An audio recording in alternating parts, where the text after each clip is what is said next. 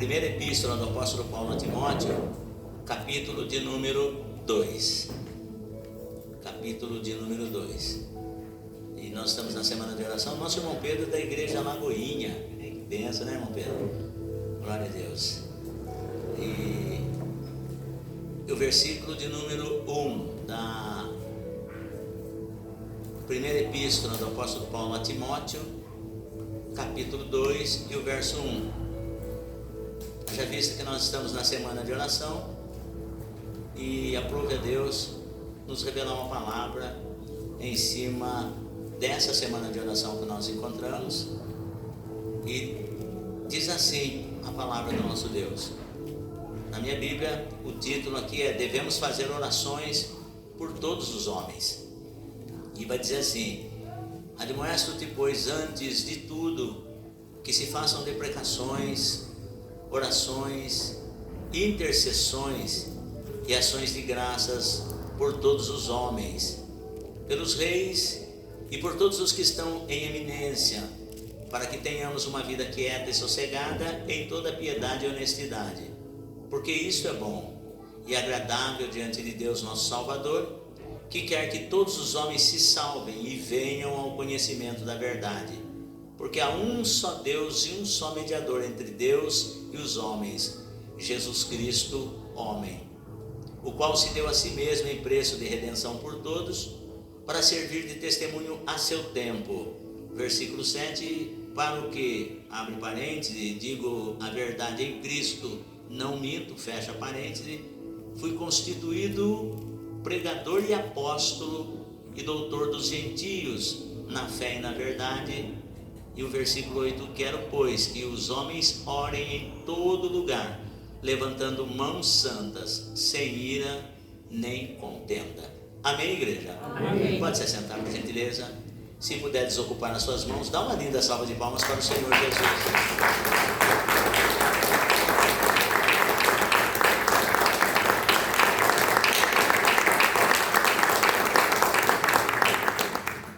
Amados, eu disse assim que nós estamos na semana de oração. E essa semana aqui eu gostaria de fazer assim essa semana de oração um pouco diferente. Mas diferente como, pastor? Nós continuamos orando, né? Mas eu quero, gosto e preciso que a igreja me acompanhe nisso, porque nós temos mais que agradecer do que pedir. Deus, ele tem nos abençoado tanto, irmãos, e eu preciso mais agradecer ao Senhor por tudo que Ele está fazendo. Algumas coisas que estão acontecendo que fogem do nosso controle, e a gente acha que aos olhos humanos, aos olhos físicos é desesperador. O Senhor tem me confortado, tem me consolado dizendo assim: fique tranquilo, porque esta obra é minha. Então, mesmo no meio das grandes turbulências, mesmo no meio das grandes tempestades, nós estamos vendo a mão do Senhor. E eu quero trazer à igreja, porque é essa a visão espiritual. Lembra uma vez, o profeta Eliseu, ele estava lá em Dotã, e porque o Espírito de Deus revelava coisas para o profeta Eliseu, e ele avisava o rei para que se guardasse, para que ele não fosse, para que o exército não fosse pego de sobreaviso, de surpresa. E todas as vezes o profeta Eliseu falava para o rei: olha, rei, guarda-te de passar em tal lugar, porque o exército inimigo está lá. E realmente, e nunca o inimigo conseguia pegar o exército de Israel desprevenido, a ponto do rei inimigo falar assim: nós temos um traidor aqui. Porque todas as vezes que nós montamos um acampamento para surpreender o rei de Israel, muito pelo contrário, nós é que somos surpreendidos. Então tem algum traidor aqui. Aí alguém disse assim: não, aqui não há traidor. O que acontece é que lá em Israel tem um homem de Deus, e o Espírito de Deus fala com ele na cama. Então tudo que está acontecendo, Deus revela para esse homem. Então, e ele avisa o rei, e o rei se guarda para que nada aconteça. Em outras palavras, Deus tem um plano e um propósito com aquele povo. Aí o rei fala: então vamos mandar buscar ele lá.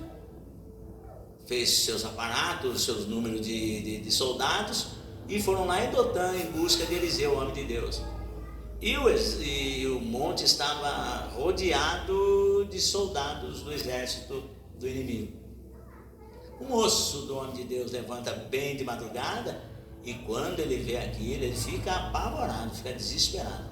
E ele diz assim: meu senhor, entra correndo para dentro de casa e fala: meu senhor, nós estamos perdidos, porque o monte está tomado dos soldados do inimigo. Eliseu falou assim: fique tranquilo, porque mais são os que estão conosco do que os que estão com eles. Aleluia. O homem falou: como isso? Aí o profeta Eliseu, ele foi fazer uma oração. E a oração do profeta Eliseu é essa: Senhor, abre os olhos desse moço para que ele veja. Ele fez essa oração: Senhor, abre os olhos desse moço para que ele veja. Por quê? Porque em Eliseu falando que maior são os que estão conosco do que os que estão com eles, o moço não conseguia enxergar. E existem coisas no mundo espiritual que não são todos que conseguem enxergar. Muitas das vezes nós olhamos a dimensão pelo lado caótico, nós olhamos a situação pelo lado trágico, mas Deus nessa noite, Ele nos convida a termos uma visão diferenciada. Olhe para a situação, olhe para as circunstâncias com os olhos de Deus. Que nesta semana você, Senhor, abre os meus olhos para que eu veja. E aí, quando Eliseu terminou de fazer a oração, os olhos daquele moço, porque a Bíblia vai dizer assim: e Deus ouviu a oração de Eliseu e abriu os olhos do moço. Ele passou a contemplar, ele viu que realmente o exército inimigo era muito, mas os exércitos celestiais eram muito maiores. Eram carros e cavalos de fogo em redor de Eliseu. Então o que está comigo e com você é muito maior. Então até mesmo nos momentos trágicos, nós estamos vendo Deus trabalhando. E aí, eu falo para os irmãos que eu tenho motivos de sobra para agradecer. E o Senhor tem hora que Ele nos abre os olhos em determinadas coisas. O Senhor fala assim: lembra quando você em aflição orou por mim, pedindo a mim uma solução numa determinada situação? E eu me curvo e falo: sim, Senhor, eu me lembro. O Senhor fala: então, eu agi, eu ouvi tua oração. Aí em outra determinada situação, com o coração apertado, porque muitas das vezes a Bíblia diz que com a tristeza do rosto se faz melhor o coração. Quantas vezes o rosto desfigurado, entristecido por tantas coisas, chegava diante do Senhor e colocava essa questão: Deus, eu estou passando por essa situação assim, assim, assim, e Deus me fez lembrar nesses últimos dias. O Senhor falava assim: eu estou fazendo o que você não tem poder e nem coragem para fazer. E isso trouxe alegria no meu coração. Então nessa semana de oração, eu quero que você abra os seus olhos espirituais e venha agradecer a Deus comigo. Como que nós vamos fazer essa semana de oração? Eu quero convidar a igreja que essa semana de oração nós vamos orar no monte. Pastor, como? 7h30 nós vamos estar tudo no monte. Amanhã, segunda-feira, eu estou aqui no curso de teologia, mas o pastor Sérgio Luiz Françoso, ele vai estar à frente. Então amanhã eu quero que a igreja venha orar conosco no monte. O pastor Sérgio vai estar esperando você aqui no Monte do Sol Nascente. O pastor Sérgio vai estar esperando você ali por volta de 19h30 e vamos buscar a presença de Deus até umas 20h30, 20h45 minutos. A questão não é por muito falar, mas assumindo o compromisso diante do Senhor, Deus garante a vitória. E aí, entre esses parâmetros todos, entre os meus agradecimentos, uma das coisas que eu precisava, e a igreja me auxiliou nisso, na oração, nos dízimos e nas ofertas. E hoje, graças a Deus, nós já estamos nos trâmites finais para que a gente possa colocar em prática o funcionamento da nossa cozinha. Glória a Deus. Isso são bênçãos. E às vezes a gente ora: Senhor, me abençoa nisso, Senhor, me abençoa naquilo, Senhor, me abençoa naquilo outro, e Deus nos abençoa. E a gente, individualmente falando, a gente agradece ao Senhor, porque nós temos um espírito agradecido. Nós agradecemos ao Senhor. Porém, chega um momento que a congregação precisa despertar para isso. Olha, Deus tem nos abençoado. Até nisso, porque quando você começa a pegar o histórico dos acontecimentos, o andar dos acontecimentos, você pode chegar à seguinte conclusão: não, é Deus que está fazendo essa obra. Então, chegou o momento de eu quero convidar a igreja, nessa segunda-feira, com o pastor Sérgio, esteja no monte, toda a igreja. Pastor, eu não posso porque eu vou estar trabalhando. Amém. Pastor, eu não posso porque eu vou estar estudando. Amém. Mas se você pode, nessa segunda-feira, una-se a nós, que nós vamos estar aqui no Monte do Sol Nascente. Muitas igrejas se encontram ali no período de oração, e nós vamos estar lá no nosso espaço, buscando a presença de Deus em oração. Conversei com o pastor, com a missionária Denilze, e eu falei, vocês também daí de Santa Terezinha estão convidados a vir participar conosco dessa oração. Terça-feira é a mesma coisa, 7h30, aí na terça-feira eu vou estar junto com os irmãos. Amanhã, segunda, eu não posso, porque eu tenho um grupo que nós ministramos aí o curso de teologia toda segunda-feira, e vai assim por alguns meses, e algumas pessoas também não vão poder estar lá, porque vai estar comigo aqui, mas o pastor Sérgio e vocês vão estar lá no monte, intercedendo, buscando a presença de Deus comigo, agradecendo a Deus pelas grandes bênçãos que o Senhor está nos dando, porque na campanha dos 12 dias que nós fizemos, como tema, tempo de frutificação, nós estamos vivendo o mover de Deus. Antes do fruto vem a poda. Nós estamos vivendo esse processo, mas é a mão de Deus que está agindo. Então virá um tempo, e aí nós vamos estar fazendo a nossa festividade também do 15º aniversário, tá? Nós vamos estar colocando tudo isso diante do Senhor. Eu quero que a igreja venha e estejam comigo nesse projeto. Então o que nós vamos fazer? Na terça-feira eu já vou estar junto com os irmãos. Terça-feira eu vou estar orando lá, 7h30, juntamente com a igreja. Na quarta-feira nós vamos estar lá, 7h30. Eu vou pedir, por gentileza, que fique, por exemplo, um dos obreiros aqui na porta da igreja a partir das 19h30. Por quê? Pode ser que venha alguém aí e não saiba onde é, aí a pessoa vai estar orientando para que estejam lá, que nós vamos estar esperando a igreja. Mas irmãos, eu quero toda a igreja lá. Na quarta-feira é a mesma coisa. Quarta-feira deveria ter o estudo lá com o pastor Roberto. De repente eles pegam lá e vem tudo para cá com a gente, no mesmo horário. É sempre nessa faixa de horário, tipo assim, das 7h30 às 8h30, 8:45. Ou seja, quando nós estamos em oração, nós damos liberdade para o Espírito Santo agir. Aí, pastor, mas e na quinta-feira, pastor Salu, como que nós vamos fazer? Nós vamos lá. Nós fazemos o culto aqui nas orações nossas, não é assim? Na semana de oração não é isso que a gente faz? A gente intercala o culto normal com o louvor, a oração e etc e tal. Na quinta-feira nós vamos lá. Fazemos assim o nosso culto normalmente lá, mas eu quero toda a igreja agradecendo a Deus comigo por essas bênçãos que até aqui o Senhor tem nos ajudado. Pastor, e na sexta-feira? Sexta-feira eu vou estar lá com os irmãos também, espero os irmãos lá. Mas a gente, principalmente na quinta-feira, eu vou pedir que fique alguém aqui na porta da igreja. Pedir que fique alguém aqui na porta da igreja.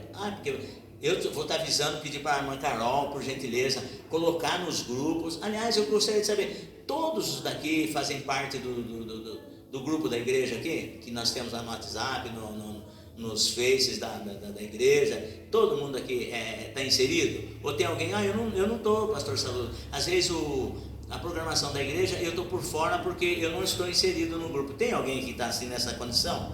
Porque daí eu vou pedir para que coloque você, para que você fique atento e inteirado com todos os acontecimentos da igreja. Então, pelo visto, todos que estão aqui nessa noite fazem parte. Aí eu vou pedir assim, por gentileza, que um dos obreiros fique aí na porta da igreja durante esse período, das 19h30 até umas 7:50 mais ou menos, que é o horário que as pessoas até chegam. Aí, não havendo ninguém, aí o obreiro também se desloca e vai estar orando conosco lá na quinta-feira. E na sexta-feira, pastor Luciano? Na sexta-feira não precisa vir aqui, porque sexta-feira a gente não tem culto, terça-feira a gente não tem culto aqui, quarta-feira a gente não tem culto aqui. Então esses dias não tem necessidade de ficar aqui alguém de plantão. Mas na quinta-feira é fundamental. E o sábado, pastor São Luciano? No sábado a gente vem encerrar aqui. No sábado a gente encerra aqui. Por quê? Porque aí no domingo de manhã, nós teremos a escola bíblica dominical. E dentro da escola bíblica dominical, estou dando esse panorama das nossas programações aqui dessa semana. Aí no domingo de manhã nós vamos ter a escola bíblica dominical, e junto com a escola bíblica dominical logo, assim, em seguida que eu vou dar uma reduzida, aí nós vamos fazer o nosso santo batismo, né, presbítero Wellington, ao qual nosso irmão presbítero Wellington, faça assim, Wellington, nosso irmão presbítero Wellington, ele tem preparado algumas almas aí, que vão descer as águas do santo batismo nesse domingo, e aí nós vamos realizar o batismo tranquilamente, no domingo de manhã. Convide seus parentes, seus amigos, para que estejam conosco. Eu pediria que o Ministério do Louvor estivesse, para que a gente fizesse um culto assim muito bonito, fizéssemos um culto assim bastante alegre, para recepcionar os novos convertidos que estarão passando pelas águas do santo batismo nesse domingo. Mas eu não vou ministrar a Santa Ceia domingo de manhã. Por quê? Porque é muita coisa para você fazer num momento só. O culto da Santa Ceia é à noite. Aí nós vamos estar tomando a Santa Ceia normal, juntamente com os novos convertidos. Amém, igreja? Amém, povo de Deus? Então, por que eu quero convidar a igreja que venha orar comigo no monte? Tem muitas coisas para nós buscarmos em oração, principalmente a estabilidade, o crescimento desses novos convertidos, porque é uma batalha para chegar até aqui. E às vezes a gente sente um peso, a gente sente cansado, porque a impressão que se dá, eu sei que não estou sozinho nessa, né? Eu sei que tem os obreiros, as obreiras, eu sei que tem a igreja que me ajuda em oração, mas tem hora parece que o fardo ele fica mais pesado do que a gente imagina, e é batalha espiritual. Então eu estou trazendo isso para a igreja, para que o povo de Deus possa me ajudar em oração, para que nós possamos levar as cargas uns dos outros. Eu sei que como pastor, o meu chamado, eu sei que é para isso, mas eu quero dizer, irmãos, a igreja do Senhor Jesus, ela nunca foi tão carente de oração, e os líderes espirituais, eles nunca precisaram tantos dos Arões e dos Urs, que estejam segundo e segurando nas mãos junto com o pastor, que é muito mais fácil. Não, o pastor segura o B.O., a outra não, então, mas dessa vez não, eu não quero. Nenhum pastor toca uma igreja sozinho, e eu não quero me aventurar, não quero fazer isso. Eu preciso dos irmãos, e eu sei também como os irmãos precisam de mim, e agora chegou a minha vez de pedir: people of the Lord, help me. Povo de Deus, me ajude. E nós precisamos uns dos outros, e juntos nós dependemos de Deus. Amém, igreja?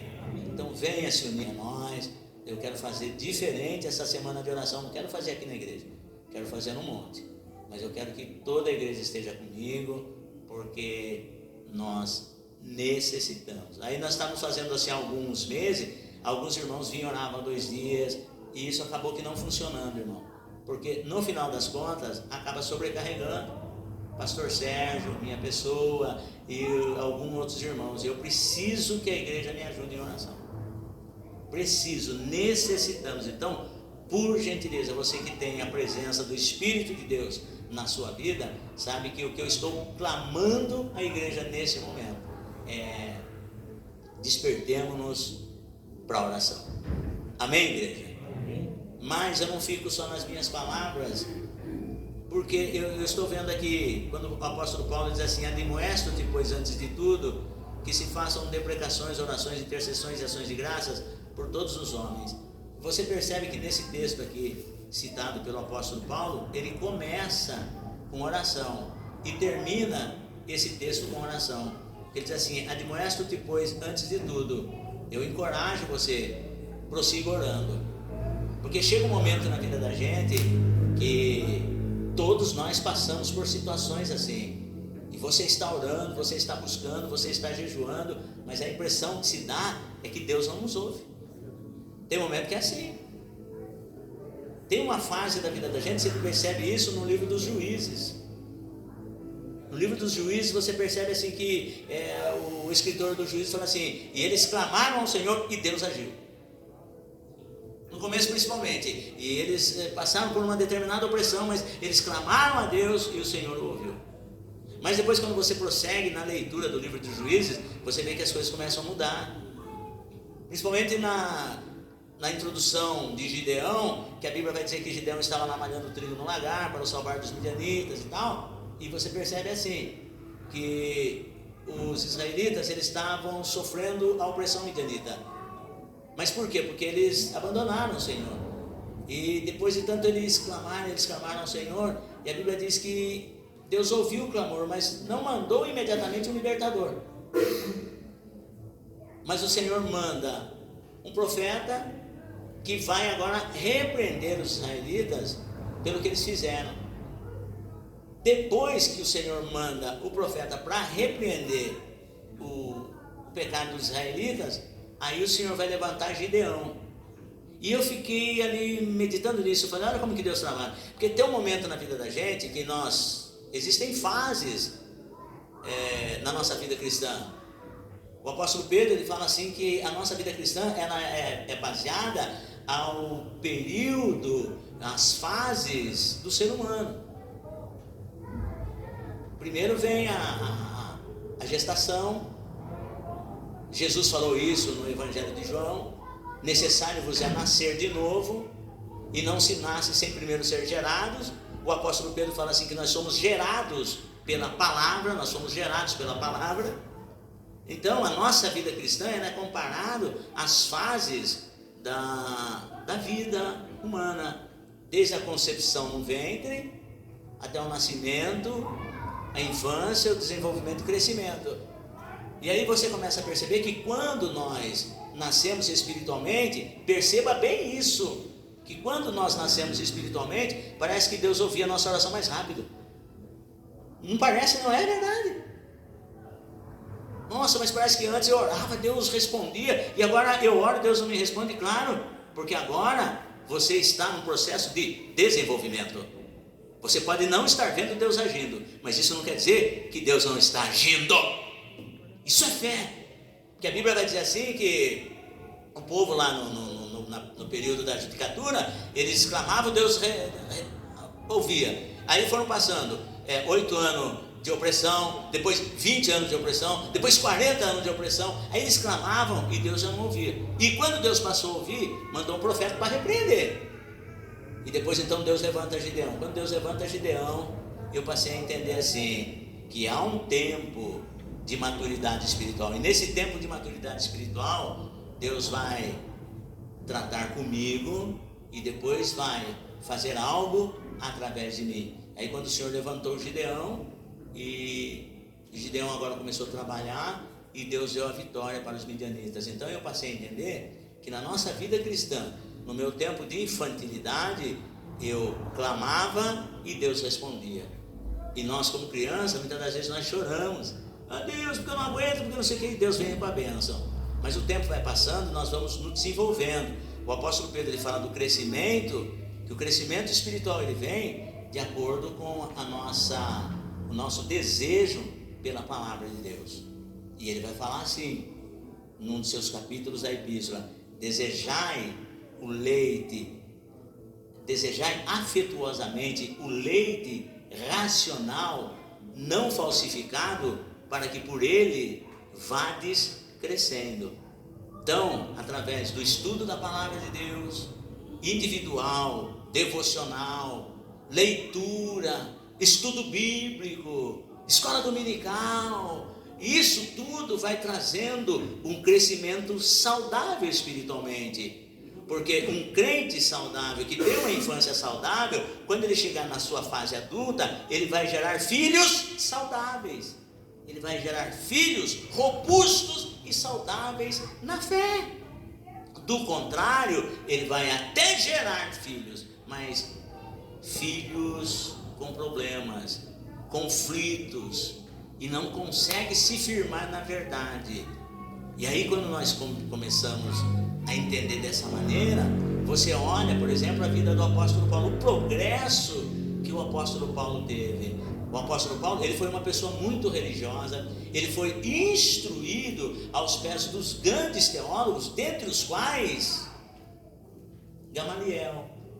Gamaliel era um camarada assim que estava todo mundo reunido lá para discutir questões teológicas, a ponto de espancar alguns judeus, porque falavam com veemência, falavam com ousadia do poder de Jesus Cristo.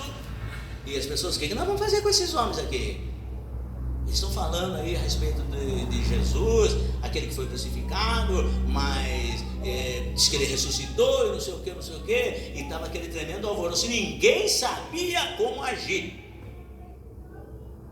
E esse Gamaliel estava lá. Gamaliel falou assim, ó, olha só, irmão. Põe esses homens para fora um pouquinho. Puseram os galileus para fora. Pedro e João puseram eles para fora. Aí ficou só a nata. Ficou só a celebridade ali. Aí Gamaliel começou a falar, olha pessoal, vamos com calma. Porque esses homens estão falando desse tal de Jesus aí. Mas se lembra que aconteceu algumas coisas, que se levantou um camarada aí que falava a mesma coisa, levou muita gente para o deserto e no fim acabaram morrendo, não deu em nada. Depois disso se levantou um outro camarada aí com um movimento aí e levantando todo mundo, fazendo um monte de... e no fim acabou em nada. Assim vai acontecer com eles. Agora pense comigo, se essa obra do que eles estão falando, desse Jesus que eles estão falando, se isso for coisa de homem, não vai muito longe. Daqui a pouco, dá de mão desses homens aí, deixa eles quietos, não fique se estressando com essas coisas, porque se for obra de homem, não vai resolver nada. Mas agora tem um detalhe, se essa obra for de Deus, se esses homens forem de Deus, tome cuidado, porque ninguém pode combater contra Deus. E acataram as palavras de Gamaliel. E Saulo de Tarso foi instruído nos pés desse homem aqui. Conhecia a lei do Antigo Testamento de fio a pavio. Ele falava que dos da minha idade eu excedi a muitos no farisaísmo. Mas um dia ele estando indo para Damasco com autoridade para perseguir os do caminho, que eram assim chamados discípulos de Jesus Cristo, e ele estando indo para Damasco, sobreveio um resplendor tão grande que lançou-o pelo solo, e ele ouvia uma voz que lhe dizia: Saulo, Saulo, por que me persegues? E ele, atônito, apavorado, e ele respondia com uma outra pergunta: quem é, Senhor?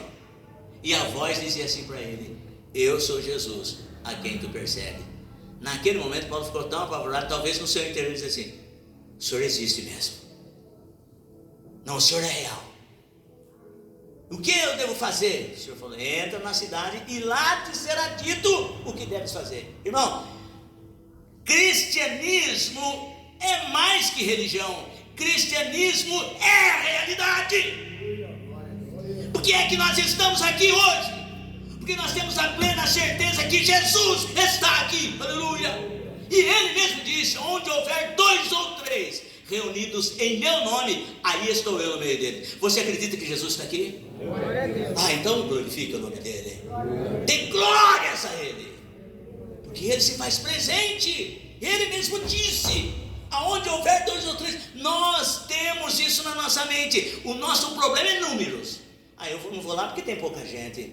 Irmão, não se preocupe com a quantidade, preocupe-se se Jesus está ou não. Moisés falou exatamente isso, quando Deus falou: eu não vou mais caminhar com vocês, porque esse povo é um povo obstinado, é um povo duro de coração, e se eu for caminhar com ele, eu vou consumi-los no caminho. Eu não vou mais com esse povo. Moisés olhou e falou: o que, Senhor? Se a tua presença não for conosco, não nos faça sair daqui. Aí o Senhor falou: irá minha presença contigo para te fazer descansar. Então a minha preocupação não é se fulano não veio, porque tem muita gente hoje que fala assim: fulano não veio, ciclano não veio. Eu não estou preocupado quem veio e quem não veio. A minha preocupação é se Jesus não está aqui, mas Ele está aqui, porque Ele falou. Ele disse que Ele estaria aqui, e eu estou aqui por causa dEle. E eu sei que você está aqui por causa dEle. Aponte o dedo para o irmão que está do seu lado e diga assim: nós estamos aqui por causa dEle. Amém? Você pode aplaudir no nome do Senhor Jesus, porque Ele está aqui. É Ele que muda a minha vida, é Ele que muda a nossa história. E preciso ir, é por causa dele que eu estou aqui. É por causa dele. Porque se eu dependesse de pessoas que pregaram o evangelho para que eu me convertesse, aquelas pessoas que me ganharam para Jesus foram as primeiras pessoas que me lançariam fora. Foram as primeiras pessoas. Porque é bem assim, irmão. E quando você está lá sendo tripudiado pelo diabo, as pessoas, coitadinho, eu vou falar de Jesus para ele. Então quando fala de Jesus, você recebe aquela palavra com tanto amor, e o Espírito de Deus começa a trabalhar, porque vê sinceridade no seu coração. E fala, vou te usar. E começa a usar, e aquelas pessoas, mas é assim? Aí começa a desacreditar do poder de Deus que está na sua vida. Mas escute, e nesse meio tempo dá a impressão que Deus não está te ouvindo. E Saulo, ele ouviu, aquelas pessoas que estavam com ele ficaram todas amedrontadas, não entendendo nada, porque Saulo agora não conseguia enxergar, ele ficou cego, ele não conseguia, foi tateando ali, e as pessoas o conduziram, levaram até uma determinada casa, uma determinada rua. E a Bíblia vai dizer que esse Saulo, apelidado de Saulo de Tarso, porque ele era de lá, ele ficou ali, irmãos, ficou lá de joelhos, presta atenção, 3 dias e 3 noites, não comeu e não bebeu, ele ficou, é como se tivesse quem olhasse para ele, diria assim, esse camarada, ele viu alguma coisa, que ele ficou em estado de choque. As pessoas olhavam e via que Paulo estava em estado de choque. Foi a mesma coisa que aconteceu com Zacarias, o pai de João Batista, o marido da nossa irmã Isabel, quando teve a visão do anjo ali no altar, e o anjo falou para ele algumas coisas. Quando ele saiu do templo, Zacarias saiu mudo, e as pessoas pensavam assim, esse cara ele viu alguma coisa e ele está traumatizado. Irmãos, vida cristã é vida real, é traumático. Nosso irmão presbítero Najib, ele falou, irmãos, servir a Deus não é fácil, é traumático. É traumático. Eu estava morrendo no Egito, mas você pensa que eu queria deixar as coisas do Egito? Não. O negócio era tão forte que eu chegava a sonhar com as coisas do Egito. E quando eu sonhava com as coisas do Egito, eu sonhava que eu estava andando assim nas ruas da Nova América, e eu cambaleando, de tão bêbado que eu estava, e eu chorava no sonho, porque eu falava assim, nossa, eu estou decepcionando a minha mulher, olha só, eu estou decepcionando a minha mulher, estou decepcionando meus filhos, e o pior, eu estou decepcionando a Deus. Eu chorava, irmãos, chorava, porque eu sonhava com a bebida, sonhava com o cigarro, e eu no sonho eu falava, eu não quero mais fazer isso, porque eu não posso decepcionar Deus. Deus não merece que eu decepcione. E no sonho, irmãos, eu salivava, porque no sonho eu estava cuspindo aquilo, e eu acordava, irmãos, estava com o meu rosto todo salivado, porque eu falava, eu não quero mais fazer isso, eu não quero mais pertencer a isso. Isso era traumático, foi traumático uma vida inteira, irmãos, servindo o diabo no Egito.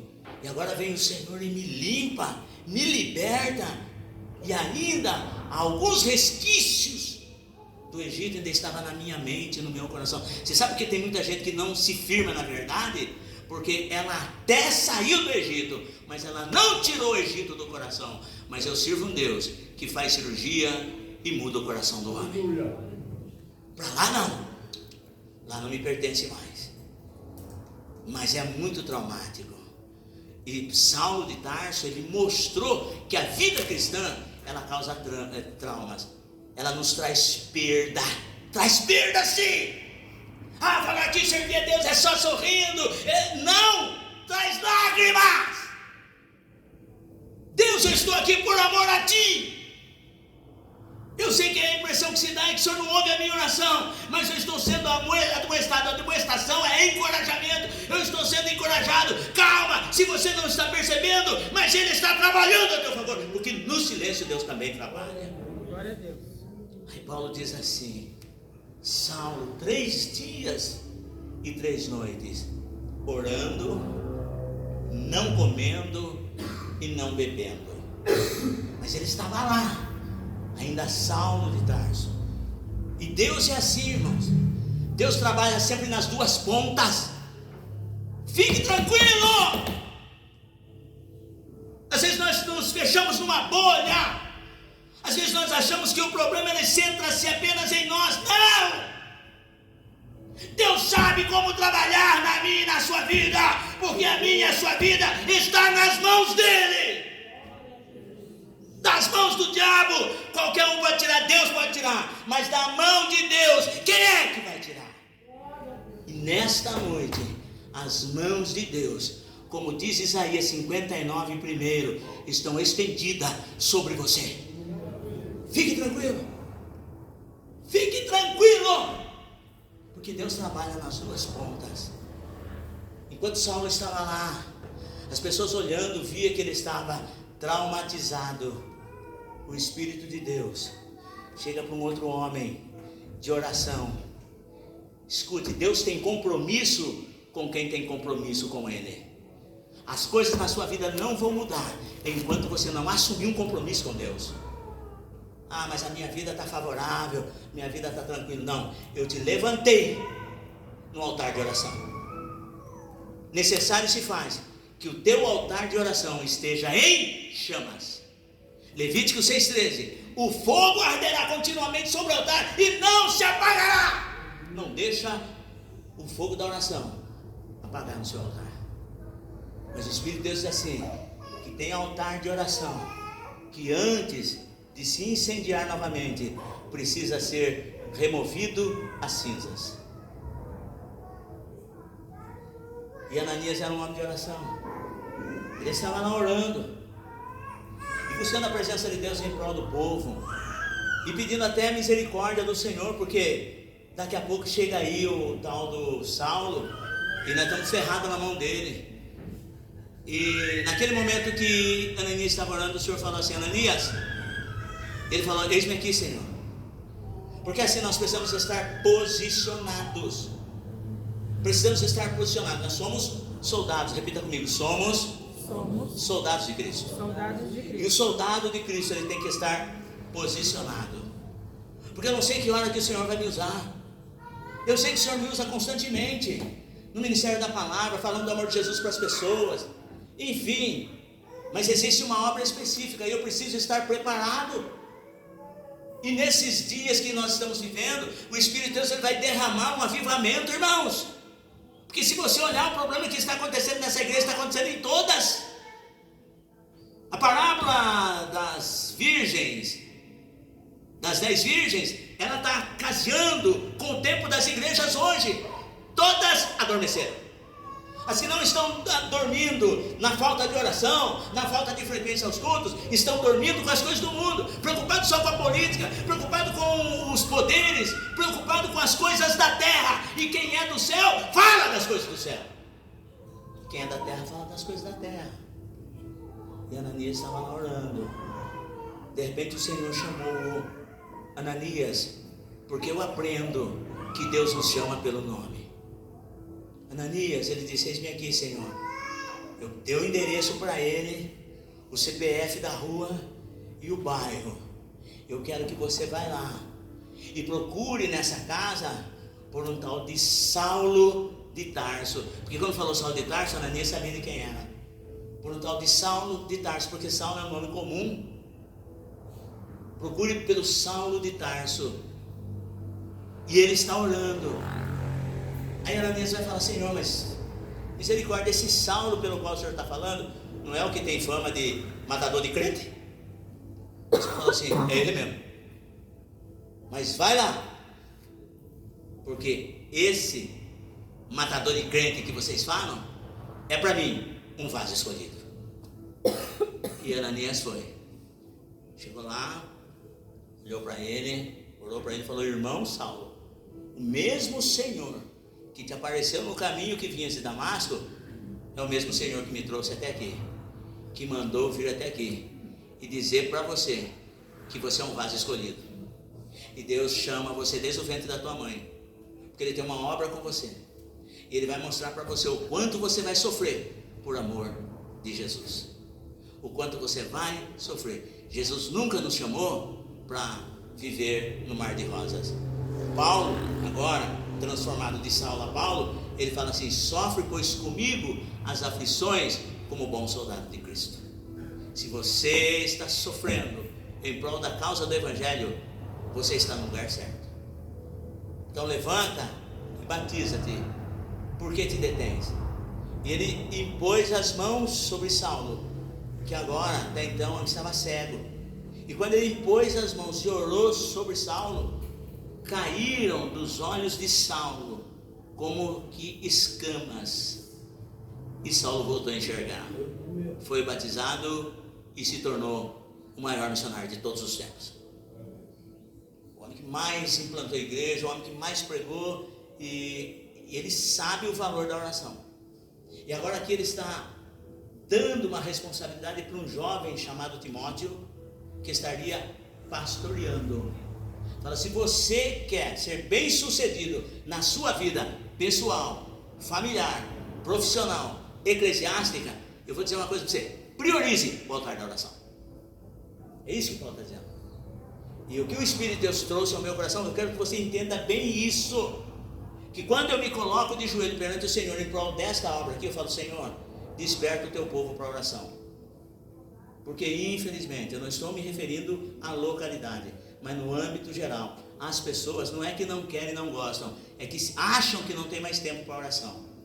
E urge o tempo, a necessidade da oração. E que eu estou convocando vocês para orar comigo no monte, não é coisa da minha cabeça, mas é direcionamento do Espírito Santo.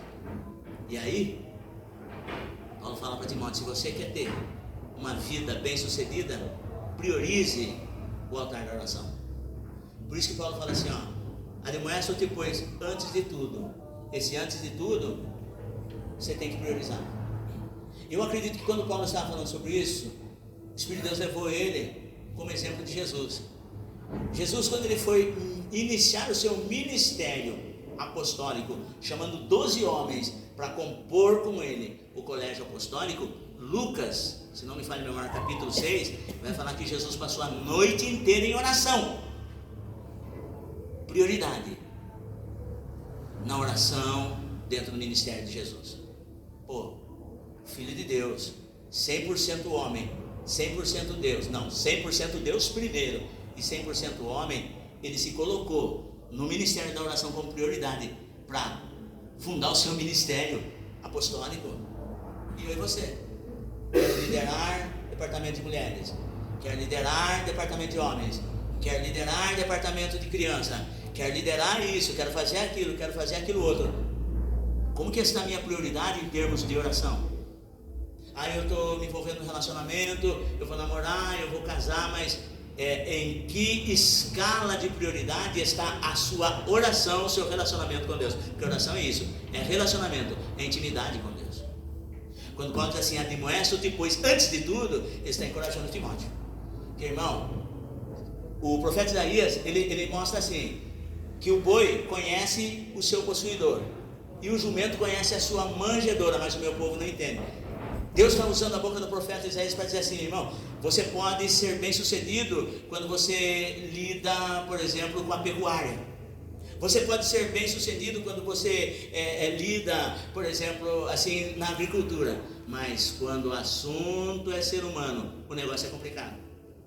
Jesus passou a noite inteira, e quando foi no outro dia, ele chamou Simão, o qual chamou também de Pedro, o seu irmão André, chamou Tiago e João, filhos de Zebedeu, o qual o próprio Jesus colocou o nome de irmãos Boanerges. Quando ele passou a noite em oração, o Espírito Santo começou: esse aqui é Simão, pode ver, ele tem um temperamento oscilante. Esse outro aqui, André, é um cara tranquilo. André é um investidor em pessoas. André, ele não se preocupa se o ministério dele vai fluir ou não. O que ele quer é trazer pessoas a você. Com isso você pode contar, porque ele investe em pessoas. Aí Jesus orando, mas tem Tiago e João, os filhos de Zebedeu. Esses camaradas, eles são muito bons, mas são pavio curto. Enquanto está tudo bem, mas a hora que pisar no calo dele, ele vai querer orar para Deus mandar fogo e destruir todo mundo. Por quê? Porque, irmãos, lidar com máquinas, animais e plantas, isso é fácil. Mas Deus nos chama para investirmos em pessoas. O que eu estou trazendo para você, vem orar comigo, porque se tem uma coisa que eu sou apaixonado por almas. E a minha oração é, Senhor, que nesses dias que nós estamos vivendo, porque 15º aniversário, Deus colocou um tema, eu passei para a nossa irmã Tatiane, 15 anos, é tempo do sobrenatural de Deus. Se você quer ver o sobrenatural de Deus comigo, então ame as pessoas, ame as almas, ore por elas e tenha zelo, apreço e amor pelas coisas de Deus. Esse tema eu sei por que eu fui chamado. Hoje eu entendi por que eu nasci. Eu nasci não somente para viver por essa obra, mas se possível for para morrer por ela. Então o Senhor falou, estou levantando pessoas que pensem como você, que amem como você, e eu quero trazer isso para você. Venha orar conosco, eu encorajo você. Está difícil? Tá. Porque você olha e fala, mas viu, fulano não está, ciclano não está, não se preocupe. Mas o homem das mãos furadas, o homem de branco, aquele que morreu por mim e por você, ainda está na casa. Glória a Deus. E ele tem grandes bênçãos para nos entregar. Então, por quê? Você precisa entender. O maior exemplo nós temos em Jesus. Jesus orou antes para formar o seu ministério. Jesus orou durante o seu ministério. E eu peguei algumas referências, mas o tempo já não me permite, porque eu já estou com o meu tempo estourado. E Jesus orou para findar o seu ministério terreno. E dentre essa noite que ele passou em oração, escolhendo pelo menos 12, depois o colégio ampliar, você vê que aquele que dizia que ia dar a vida por ele, negou ele. E aquele que comia o pão no prato com Jesus, que Jesus molhava, mostrando intimidade, e punha na boca de Judas Iscariotes, esse traiu Jesus. Mas no capítulo 12 de Hebreus, diz assim que Jesus, ele teve isso como afronta. Ele perseguiu até o fim, porque ele sabia que no final das contas, eu e você estaríamos aqui glorificando o nome dele. Então quando eu olho para você, quando você olha para mim, quando eu olho para a sua família, quando você olha para a minha família, você fala assim, valeu a pena eu acreditar, porque o que Jesus fez, me trouxe até aqui e vai me levar para a eternidade. Guarde bem isso, eu vou encerrar. Porque se nós não adquirirmos o hábito de colocar a oração como prioridade nas nossas vidas, se nós não colocarmos a oração como prioridade nas nossas vidas, antes de começar qualquer projeto, pode ter certeza de uma coisa: para você entrar num projeto, muitas das vezes você não orou. Mas se você quer o projeto, ou para sair do projeto, aí você vai ter que orar. E eu sei disso, não por mim, porque o Espírito de Deus me revelou. Por exemplo, Abraão, capítulo 16 de Gênesis, eu encerro aqui. Projeto Ismael. Sara não gerava filhos, e ela foi dar uma ajudinha para Deus. De que maneira? Eu tenho uma escrava egípcia por nome Agar. Chamou seu marido e falou: entra a ela e eu serei edificado dela. Abraão não foi orar a Deus. Abraão não foi orar a Deus. Ele ouviu, o texto é bem claro, ele ouviu a voz de Sara, coabitou com Agar. 9 meses depois nasceu Ismael. Só que é um projeto sem oração. Abraão não orou para esse projeto. Ele deveria, tá bom, minha querida, então se é esse o seu propósito, vamos orar a Deus, vamos ver se Deus aprova. Ele deveria chegar no altar e falar: Senhor, quando nós descemos no Egito, fora da direção do Senhor também, e lá a minha esposa possuiu uma escrava por nome Agar, e agora ela teve uma ideia, Senhor, o Senhor aprova? Deus diria que não, porque no capítulo 15 Deus falou que o Damasceno Eliezer não ia herdar tudo que Abraão tinha. Não, eu vou te dar um filho, rapaz. Sua esposa, ela vai engravidar de você. Então Deus já tinha rejeitado a ideia de que um nascido na casa seria o herdeiro de Abraão. Agora, você acha que Deus ia permitir que Abraão coabitasse com uma escrava? Não pelo fato de ser uma escrava, não, porque o matrimônio é um homem e uma mulher. Acabou. O que passa disso é problema. Mas Abraão não foi orar. Houve um consenso entre Sarai, Abraão e Agar. Nasceu Ismael. 1 ano, 2, 10, 15, 16. Quando Ismael já estava mocinho, Deus cumpriu a promessa e nasceu Isaac.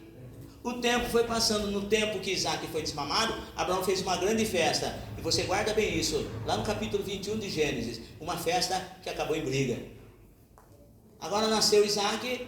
E quando chegou o tempo de Isaac ser desmamado, Abraão deu uma grande festa. Porque Isaac, ele mamou até uma boa idade. Ele estava grandão, já estava pendurado na Sara, já tinha mais de 100 anos. E agora, quando Sara viu que Ismael zombava de Isaac, Sara chama Abraão agora, não é mais Abraão, chama Abraão e fala assim: olha, eu não quero que o meu filho Isaac reine com Ismael, eu não quero. Não orou. 15 anos atrás não houve essa oração, mas agora Abraão vai ter que orar, porque Sara chegou e falou para ela: eu não quero. Então você vai fazer o seguinte, você vai pegar a escrava e o seu filho e vai mandar embora. Abraão falou: não posso fazer isso, ele é meu filho, meu. Como que eu vou mandar meu filho embora? Você manda eles embora para o deserto, eu não quero nem saber, porque Ismael e Isaac não vão habitar junto. É o que eu digo. Vamos colocar no nosso relacionamento, dentro do nosso casamento, futuro casamento, profissional, espiritual, coloque em oração. Não faça nada sem oração, porque o Abraão, ele não orou. E agora quando Sara falou: você vai ter que mandar o seu filho e a mãe dele embora, Abraão precisou colocar em oração. Foi lá falar com Deus: Senhor, perdoa a minha esposa, porque ela está querendo que eu cometa uma atrocidade. Ela quer que eu mande o meu próprio filho embora. Eu não posso fazer isso, porque é meu filho. Eles falam: não. Da primeira vez você não ouviu sua mulher? Sim, eu ouvi. Então agora, continua ouvindo ela. Manda o menino embora. Doeu para Abraão. Manda o menino embora, mas fique tranquilo, que eu vou cuidar dele. Ismael e Isaac, eles não podem habitar juntos, mas por conta, porque a minha promessa está com Isaac, que eu fiz para você, ó, lá atrás. Mas de Ismael eu vou fazer uma grande nação, porquanto é a tua semente, eu não vou desassistir a tua semente. Então eu venho aqui nessa noite, antes de tudo, ore. Porque se você não orar antes, depois você vai ter que orar. Se você não fizer antes, depois você vai ter que fazer. E depois, irmão, é muito mais complicado.